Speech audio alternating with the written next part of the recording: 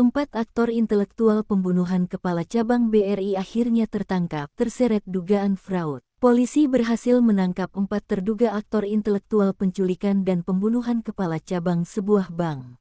Penangkapan dilakukan di 2 lokasi berbeda, 1 orang di Pantai Indah Kapuk, Jakarta Utara, dan 3 orang di Solo, Jawa Tengah. Diketahui, Ilham sebelumnya ditemukan tewas di wilayah Bekasi, Jawa Barat dengan kondisi tangan dan kaki terikat serta bagian mata dan mulut terlakban. Kepala Unit 4 Subdirektorat Reserse Mobil Polda Metro Jaya Ajun Komisaris Charles Bagaisar mengatakan para pelaku yang ditangkap itu telah mengakui perbuatannya. Keempat aktor intelektual yang ditangkap itu berinisial C, DH, YJ, dan AA. Penangkapan DH, YJ, dan AA dilakukan di Solo, Jawa Tengah pada tanggal 23 Agustus malam. Sedangkan C ditangkap pada tanggal 24 Agustus sore ini di kawasan PIK, Jakarta Utara. Di sisi lain, kriminolog Hanifah Hasna mengatakan jika 4 terduga pelaku yang ditangkap itu bukan eksekutornya, dia mengindikasikan ada banyak tangan yang terlibat dalam kejahatan tersebut. Adapun motifnya, kata Hanifah, bisa beragam mulai dari persoalan pribadi hingga dugaan fraud atau kecurangan yang berkaitan dengan kredit fiktif, seperti yang ramai dibicarakan warganet. Pada Minggu, Polda Metro Jaya disebut menangkap 4 orang lagi yang diduga aktor utama penculikan dan pembunuhan kepala cabang Bank BRI.